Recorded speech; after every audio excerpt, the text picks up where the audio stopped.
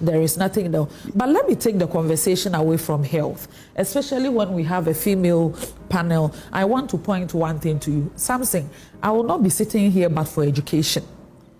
And in the year 2005, I almost didn't write SSC because of registration fee of 40 Ghana cedis. Just that, 40 Ghana cedis. And if you look at the available data at the Ghana Education Service and look at what free SHS has done to gender parity, I think it is fair enough to say that it is one of the best things that has happened to gender courses in Ghana. I'm saying this because the boy-to-girl ratio in SHS at 2017 was said that for every 100 boys in school, there were 64 girls. By the end of 2023, for every 100 boys in SHS, there were 106 girls.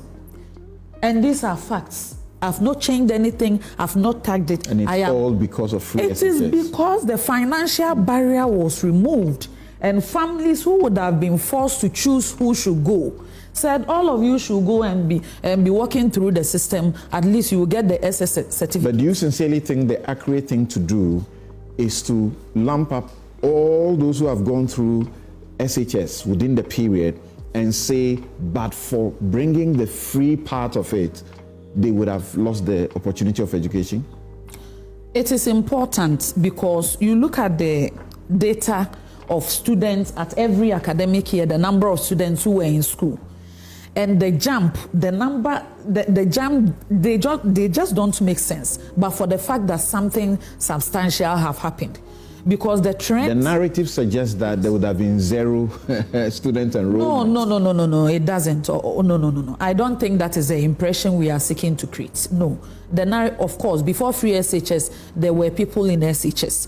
But we are saying that even at that time, when they had this Cocoa Ball scholarship, a lot of scholarship schemes, there were many people who were saying that the beneficiaries were the children of the same people who were wearing coat and tie, and not the beneficiaries of the cocoa farmers and everybody. And this government said free SHS has come to remove the bureaucracy in scholarships. It has come to remove the discretion on parents, and then people who have the fiduciary duty over their house girls and house boys to say, you will not go. And it's a decision I have taken. You know about the Africa Education Watch? Yes. They point to what they say is an inaccuracy that the president peddled when he said 5.7 million is the number since 2017 to date. And they tell us about the Education Ministry's own figures that say that there is 3.1 million and not the 5.7. There is also Dr. Peter Anti-Pate, who also says that WAEC figures show approximately 4.3 million students sat for BEC between 2017 and 2024. So the president on the figures is wrong. Okay, first of all, Samson, let me remind you that the president does not conjure figures. Whatever the president has will come from two sources. Either the Ministry of Education that is implementing the free SHS, or the Ministry of Finance that is paying for the free SHS.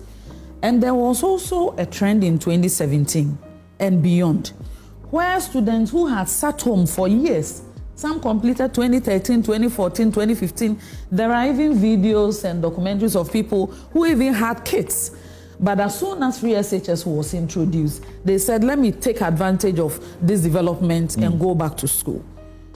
So I think that, of course, if there are concerns about reconciliation in respect of figures, legitimately so, we should look at it. But it is not sufficient to say the data should depend on only those who wrote BEC within the period. Right. Especially up north. You will meet a 20-year-old, 25-year-old who is now in the classroom. I need to go around. I know that there are many areas that you would have liked to speak about, but I need you to clarify a few things. The president said, quote, I inherited a nation plagued by doomsday. Is that accurate? It is accurate. No, he inherited a nation where Dumsor had been resolved. No. Dumsor was not resolved. It was resolved. In fact, I think we will not debate that. If you look at Dumsor was not resolved, I have heard arguments about the fact that, this power badge was, there was this agreement for this power badge and that badge, and because generation capacity was increased, Dumsor was resolved. I was following Honorable Boakye Jako when he was at the Energy Ministry. And as late as April 2017, there were conversations and press conferences about government's efforts to finally put Dumsor behind us. Meaning, even when we came to power in 2017, there was still Dumsor. And from our perspective, admit that there was no Dumsor. And what will you say to the finance minister and the government when you were saying at the beginning that there was excess capacity? That was the argument I was coming to. The New Patriotic Party that I belong to, even before we came to government, have been making one argument since 2012. That Ghana's energy sector challenge is not a capacity challenge. It is a money challenge. We have repeated this narrative over and over again. And in terms of consistency of presentation on our position on developments in the energy sector, I believe we have been our side have been more consistent than everyone. We said there are thermal plants. If there is no fuel to power them, if you are unable to honor your obligations to some of these IPPs, they will cut supply. If they cut supply, the energy sector is about a value chain. It's generation, transmission, and distribution. You can generate, but if the transition has challenges, you will suffer. If the distribution have challenges, you will suffer. But our government, although we also added to the continuous capacity improvements or addition to capacity, the government took steps to make sure we honor obligations to IPP so that they can continue to supply. Well, you remember when WAPCO, somewhere in December 2023, just about a year ago, said that because the government was owing them some 19 million, they were cutting supply. We came out to the public and said that there were payment challenges. We've paid 6 million. We are paying additional amount so that they can restore service. And also, finally, something. Before I drop the conversation. There is fact that by the time the NPP took over in 2017, the lights were on. Something they were not off. They were not. My testimony is that the lights were on. My testimony was that we were still struggling with I needed you quickly. This defeat is a vote that tells you there's no time to go patting yourself on the back. Samson, respectfully, I disagree with that position. And also because I have insights as to the process that brought about these awards. I remember somewhere April or May 2024, when I was acting as a representative of the president at our ministry, even before I was sworn in as substantive minister. Letters were written to us from the chief director of the presidency that the president is going to do this national awards and honors. And for the public sector, the ministry should do further distribution to their sector agencies and allies. If they have any nominations, then the ministries will compile them and then submit them for the committee set up at Jubilee House to do the vetting. Personally, I just minister to my chief director. I did not think that most of the ministers that have so far, those I have spoken to, they didn't nominate themselves. Their names were included in nominations that came from their sector. So I remember very well, you mentioned Erastus. So those whose names have been mentioned, let me start referring to them. He was nominated by the Ghana Journalists Association. And the president felt that it's important, if this is what the GJA wants, it is not presidential awards, it's national awards. It's the states honoring people whose sectors or endeavors have been so good that their peers, people in the space, have decided to award them. So I didn't find anything wrong with that. And you know, the mandate of the president ends on Monday. And even after we lost the election, all the activities that were already listed on our calendar for the year, he still went ahead to complete them, respectfully. I am also very saddened that if they want to make a reference to why the awards shouldn't have happened, they mention Honorable Hawa Kumsin's name. And I am confused about one thing.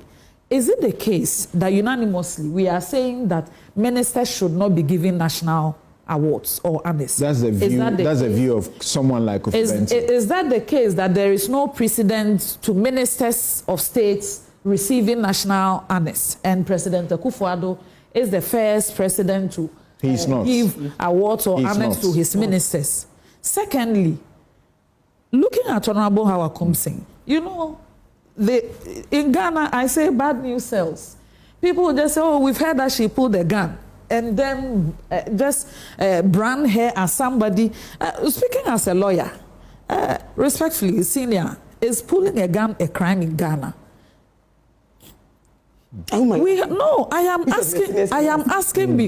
asking because three of us are lawyers. There's a senior before me, so I will not respond to that senior. You know, three of us are lawyers. And sometimes it is so sad that something will be said about you. You will be prosecuted in the court of public opinion, and then you will be convicted by the public. And that news will continue to spread without context, without being prosecuted and convicted by a competent court of jurisdiction. But that tag, already you will suffer the defamation, and at every instance, if you're a woman, it's even worse. Don't you think that the reference to her work would have been better if it was anchored on her supervision of the ambulances? And that is what I am coming to. I just want because that's great work that she supervised, and then that was left out. I wanted to address the elephant in the room. The ministers who were recipients of the awards were in the public sector category. There were several categories. But let me tell you, Honorable Hawa Kumsin is one of the most competent women I have ever come across. And you can check her track record from every sector she has worked in. She went to Ministry of Special Development Initiatives. There were only 55 ambulances in this country. She led the procurement and execution of 307 ambulances and refurbishment of the National Ambulance Services and giving them workshops and everything. She delivered that. That did not come up. That's my and issue. I'm saying because the processes, most of them were handled behind the scene. Not just that. When she went to the Fisheries Ministry as the sector minister, the historic record of this government in the fisheries sector, having set up 2 of the 4 fishing harbors in the country, Elmina Fishing Harbor, Jamestown Fishing Harbor, during her tenure as Minister for Fisheries and Aquaculture, and the establishment of 13 landing beach sites across the coastal belt. Not just that, those of us who know her personally know her to be someone who is strong-willed, who is aggressive when it comes to her work, and will not stop at anything until she gets results. Okay. I think that narrative should also be put in context. Right. She was awarded for the category of public sector, having excelled as her work as minister in those public institutions, and was duly nominated by the people she worked with. All right. So I think it is only fair. If there is a position that we shouldn't award ministers in this country, they are not deserving of national honors universally. If that is given, I am not so into awards. In fact, those who nominate me for other awards, I barely show up. All right. But I mean, if that is the position, fine, you are like me. You are like me. I reject some of them myself. Let me quickly go to Prof. We need a bit of time so we can make brief comments on the. We've heard this. Yes, Joyce. Because of something